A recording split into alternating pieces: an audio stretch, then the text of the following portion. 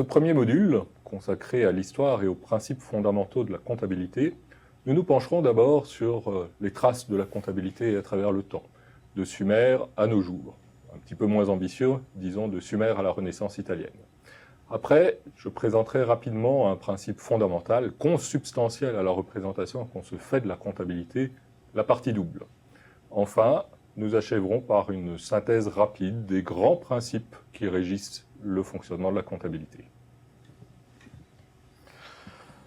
La comptabilité est apparue d'abord pour pallier les défaillances de la mémoire. À Sumer, on trouve des traces de ce type, des objets en terre cuite, anglaise, marqués de signes, qui visaient à conserver les traces de transactions nouées entre deux individus.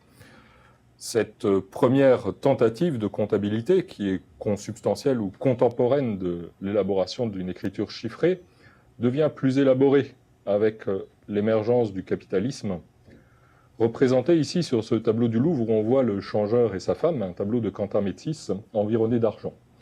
Ce principe, cette association de la comptabilité et du capitalisme est quelque chose qui n'est pas très nouveau. Ça a été mis en évidence par un sociologue allemand du 19e siècle, qui s'appelait Sombart, 19e, début 20e, qui a considéré la comptabilité comme consubstantielle ou une condition de base au développement du capitalisme.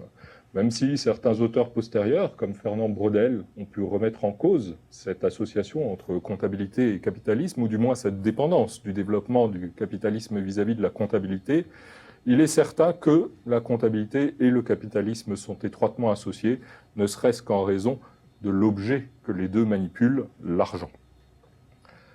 Une date importante, essentielle pour la comptabilité, et un personnage majeur reste Luca Pacioli, qui, en 1494, a publié un traité mathématique au sein duquel se trouvait un chapitre où il présentait une technique utilisée par les marchands vénitiens pour conserver trace de leurs pratiques commerciales. Cette technique, c'est la partie double. Exposée donc pour la première fois en 1494, cette technique est toujours utilisée de nos jours. Les écritures comptables que l'on passe chaque jour dans les entreprises en très grand nombre sont certes beaucoup plus compliquées que celles que présentait Luca Pacioli dans son ouvrage pour illustrer les pratiques vénitiennes, mais fondamentalement, elles obéissent à la même logique. Comptabilité et partie double sont donc deux notions qui sont si étroitement liées que quand on parle de comptabilité, première chose qui viennent à l'esprit, ce sont ces fameux contentés avec une égalité de la droite et de la gauche qui signent le principe de la partie double. Qu'est-ce donc que cette partie double? En fait, elle peut s'expliquer par deux visions du principe comptable, deux visions de ce que la comptabilité vise à représenter. La première vision fait de la comptabilité la représentation de flux d'échange. Dans la mesure où vous donnez toujours quelque chose en échange d'autre chose, eh bien, il y a toujours deux parties, ce qui est donné, ce qui est reçu. La comptabilité est donc nécessairement en partie double parce qu'elle matérialise un échange entre une entité, l'entreprise, le plus souvent dans l'époque contemporaine, et l'extérieur de l'entreprise. Cette vision de la comptabilité comme représentation de flux d'échange est cependant difficile à appliquer à certaines opérations comptables qui font néanmoins l'objet d'une représentation. C'est pour ça qu'une deuxième explication justifiant l'application de la partie double est souvent mise en avant, c'est le principe d'équilibre du bilan. L'équilibre des emplois et des financements de l'entreprise. Toute entreprise a des emplois et toute entreprise doit financer ses emplois. Dans la mesure où tout ce qu'elle a doit être financé, il y a nécessairement, financièrement, obligatoirement, une égalité entre les emplois et les financements. C'est pour préserver cette égalité que la partie double serait utilisée. Revenons rapidement sur ces deux notions. Première notion, l'échange. Échange entre deux entreprises, A et B.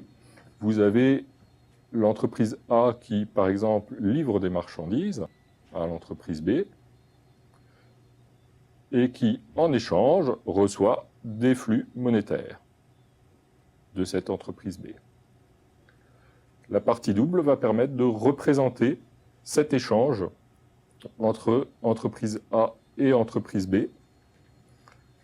Vous représentez les deux flux. C'est la notion de partie double. L'autre vision est celle que l'on a donc avec la vision de l'entreprise, qui est un ensemble de biens et de droits, ce qu'elle emploie et qu'elle doit financer. En comptabilité, cet ensemble de biens et de droits que détient l'entreprise s'appelle l'actif. La manière dont elle le finance s'appelle le passif. Tout ce que l'entreprise détient est nécessairement financé. Tout ce qui est financé sert à détenir quelque chose. On a une égalité fondamentale en comptabilité qui est l'égalité entre les emplois et les ressources, les emplois et leur financement, l'actif, les emplois, le passif, le financement. La partie double permet de préserver cet équilibre. Toute modification de l'actif doit passer par une modification parallèle du passif. Toute modification du passif doit passer par une altération de même montant de l'actif afin de préserver cette égalité fondamentale, actif égale passif. Tout ce que j'ai est financé, tout ce qui est financé correspond à quelque chose que j'ai. La représentation de cette réalité d'équilibre du bilan peut se faire sous forme d'une colonne, de deux colonnes, actif et passif. Vous avez nécessairement une égalité actif égale passif, ce qui fait que toute augmentation de l'actif doit passer soit par une augmentation parallèle du passif, soit par une diminution symétrique à un autre endroit, évidemment, de l'actif. La partie double vise à préserver cet équilibre entre actif et passif. Cette vision de la partie double est probablement plus aisée à mettre en œuvre dans l'explication des écritures comptables que l'entreprise passe au quotidien. À la comptabilité, qu'associe-t-on? On associe nécessairement les contentés. Et ces contentés permettent de mettre en œuvre cette notion de partie double de manière efficace. On va dessiner deux contentés. Et on va faire un petit peu de partie double dans la pratique. Reprenons cette opération d'achat de marchandises entre deux entreprises. Qu'est-ce qui va se passer? Je détiens des marchandises. Je suis du côté de l'entreprise qui achète. Je détiens des marchandises. C'est une utilisation que je fais de mes ressources. Je vais donc le mettre du côté de mes emplois. En comptabilité, les emplois sont traditionnellement situés à gauche. Nous le reverrons tout à l'heure. Disons que j'ai acheté 100 de marchandises. Mes emplois vont augmenter de 100. Ça correspond par exemple au stock de marchandises dont je dispose maintenant. En échange, qu'est-ce que j'ai fait? Eh bien, j'ai donné de l'argent à l'entreprise qui m'a vendu ces marchandises. J'ai donc moins d'argent liquide. Cet argent liquide constituait aussi un emploi que je faisais de mes ressources. J'avais choisi de conserver mes ressources sous forme d'argent liquide. Mes emplois diminuent. J'ai moins d'argent en banque. Mes emplois sont du côté gauche. Ils vont diminuer du côté droit. Et vous avez l'expression emblématique de la partie double, une écriture à gauche, une écriture à droite, de même montant, et donc de sens inverse. En pratique, c'est ainsi que l'on fait de la partie double. Ça va se représenter dans un bilan de cette manière. Le compte dont le montant était à gauche, les marchandises, va être du côté des emplois, de l'actif de mon bilan, aussi appelé emploi. Les ressources sortent soit en diminution de quelque chose que j'avais, et auquel cas je les mettrais en diminution de mon actif, soit en augmentation d'un financement qui m'est accordé par mon banquier. J'avais un découvert, j'ai payé les marchandises, mon découvert est encore plus important. Donc vous pouvez avoir une augmentation de vos ressources ou de votre passif, le nom que le comptable donne à ce côté du bilan. Nous reviendrons sur ces notions quand nous parlerons du bilan. Évidemment, ces deux mouvements-là sont alternatifs. Vous ne faites pas l'un et l'autre, ce sera l'un ou l'autre. voyez un principe de la partie double, je maintiens l'équilibre de mon bilan. Un deuxième principe de comptabilité, les comptes apparaissent du côté où est leur montant le plus important. J'ai utilisé un petit peu involontairement déjà un langage de comptable. Je vous ai parlé d'actifs et de passifs, d'augmentation et de diminution. Il y a des termes qui sont canoniques en comptabilité. Tout ce qui est le côté des utilisations, le côté de l'appauvrissement, le côté des emplois, s'appelle en comptabilité le débit. Il est conventionnellement situé à gauche. Vous avez noté sur mon transparent précédent, j'avais mis mes emplois, l'achat de marchandises à gauche, du côté des emplois, du côté de l'actif de mon bilan. Tout ce qui vient financer l'entreprise, tout ce qui constitue des ressources, tout ce qui contribue à enrichir l'entreprise est conventionnellement situé à droite et s'appelle le crédit. Je n'ai malheureusement pas de solution mnémotechnique très aisée pour se rappeler cette terminologie. Elle est à intégrer de manière un petit peu obligatoire. C'est le langage des comptables, débit à gauche, crédit à droite. L'utilisation pratique de ce débit, de ces notions de débit et de crédit seront abordées parfois dans les modules suivants. Ce sont néanmoins des termes techniques. La séquence n'a pas vocation à faire de vous des comptables, mais à vous permettre de lire les états financiers. Donc nous y reviendrons sans y consacrer un temps excessif. Au moins, en aurez-vous entendu parler. Nous avons, ainsi que vous avez peut-être pu le deviner jusqu'à maintenant, une règle absolue en comptabilité. Un compte augmente toujours du côté où il est situé. Vous avez un compte situé du côté de l'actif, du côté des emplois. Sur le côté gauche, il va toujours augmenter du côté gauche. Donc un compte situé à gauche,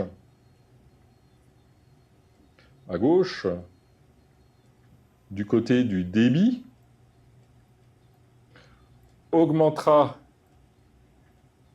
par le débit, que je vais abréger ainsi, et diminuera par l'autre côté, par la droite, par le crédit. Un compte situé à droite, du côté du crédit, augmentera par ce côté, par le crédit, et diminuera par le débit. Ce sont des règles absolues en comptabilité. On ne fait pas de plus-moins, on débite et on crédite, on n'a pas d'autre solution. On inscrit à gauche quand on veut diminuer un compte qui est normalement du côté droit, on inscrit à droite quand on veut diminuer un compte qui est normalement du côté gauche. C'est de la technique comptable de base. Je vous souhaitais l'évoquer, même si ça ne forme pas l'essentiel de ce que je voulais vous présenter.